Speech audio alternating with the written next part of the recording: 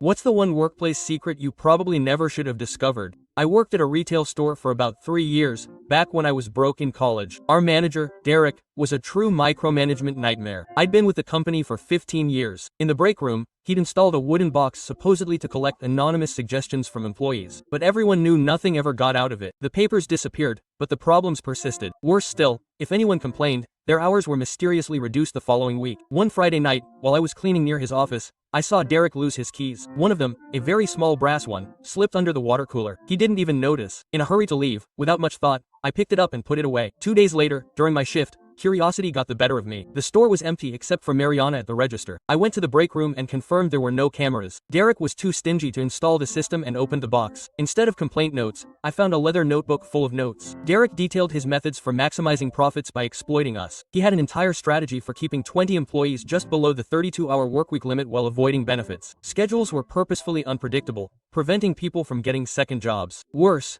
there was a section called problem employees, with plans to force them out. Sarah, a single mother who sometimes had to adjust her schedule because of her asthmatic son, was listed as an attendance problem, already in the process of filing for termination. Robert, 58, with 10 years with the company, was marked as too slow, too expensive, with instructions to cut his hours until he asked to leave. Jenna, who had requested a medical accommodation, was being closely monitored for failure to meet year-end goals and justify her dismissal. My hands were shaking. I took photos, put the notebook back in the box, and closed everything. I couldn't sleep that night. The next day, I showed the images to Mariana. Her hours had been cut shortly after her husband got cancer. She wasn't even surprised, just resigned. We can't do anything. HR always sends complaints back to Derek. Quote, that's when I had an idea. I made copies of the key and gave them to Mariana and 2 trusted colleagues, Luis from electronics and Tatcha from customer service. For 3 months, we documented every injustice, while discreetly helping the targeted employees adjust their availability and performance to protect themselves. We even created a secret group, Box Commit, to coordinate our efforts. When Sarah's son had a severe asthma attack,